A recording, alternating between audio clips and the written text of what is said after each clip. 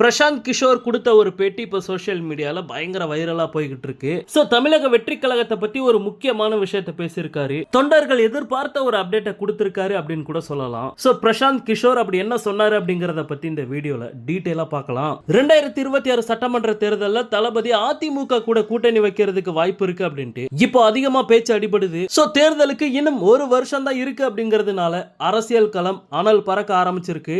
இந்த தடவை நடக்க போற சட்டசபை தேர்தலில் எத்தனை முனை போட்டி இருக்கும் அப்படிங்கறத கணிக்கவே முடியாத நிலைமை தான் இப்ப இருக்கு. திமுக கூட்டணி ரொம்பவே வலுவா இருக்கு அப்படிங்கிற மாதிரி அவங்க நினைச்சுக்கிட்டு இருக்காங்க. சோ பிரதான எதிர்க்கட்சியா இருக்க அதிமுக திமுக கூட்டணியில இருக்க ஒரு சில கட்சிகளை நம்ம பக்கம் இழுக்கலாம் அப்படின்ட்டு முயற்சி பண்ணிக்கிட்டு இருக்காங்க. ஏன்னா அதிமுக இந்த தேர்தலில் படுதோல்வி அடைஞ்சது அப்படின்னா கட்சியே காணாம போயிடும் அப்படிங்கிறது எடப்பாடி பழனிசாமிக்கு நல்லாவே தெரியும். அதனால எப்படியாவது மிகப்பெரிய ஒரு கூட்டணி அமைச்சு வெற்றி பெறணும் அப்படிங்கிற ஒரு முனைப்புல இருக்காரு. சோ இப்படிப்பட்ட சூழல்ல தமிழ்நாட்டில் மிகப்பெரிய ஒரு கட்சியா உருமாறி இருக்கு தமிழக வெற்றி கழகம். அதனால விஜய நம்ம பக்கம் இழுக்கணும் அப்படிங்கிற முயற்சியில எடப்பாடி பழனிசாமி தீவிரமா இறங்கி இருக்காரு. ஆனா தமிழக வெற்றி கழகம் ரொம்பவே தெளிவா இருக்காங்க. அதிமுக கூட கூட்டணி வேண்டாம் அப்படின்ட்டு. இருந்தாலும் அதிமுக தாவேக கூட்டணி அமைய போகுது அப்படிங்கிற மாதிரி ஒரு பேச்சு பாத்தீங்கன்னா சோஷியல் மீடியால பெரிய அளவுல பரவிட்டு இருக்கு. இதுக்கு முற்றுப்புள்ளி வைக்கிற மாதிரி இன்னைக்கு பிரசாந்த் கிஷோர் ஒரு பேட்டி கொடுத்திருக்காரு. அந்த பேட்டியில என்ன சொல்லியிருக்காரு அப்படின்னா அதிமுக கூட கூட்டணி இல்லாம தனித்தே போட்டியிட விஜய் முடிவு பண்ணியிருக்காரு.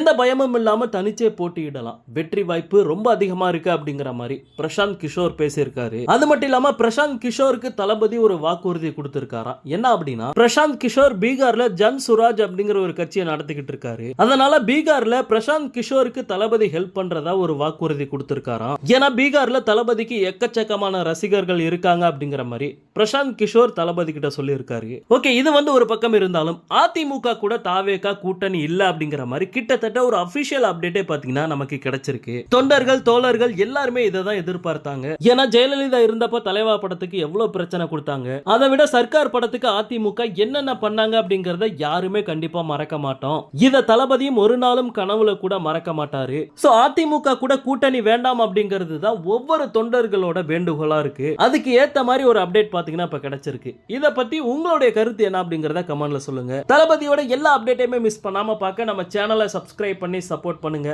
தேங்க்யூ.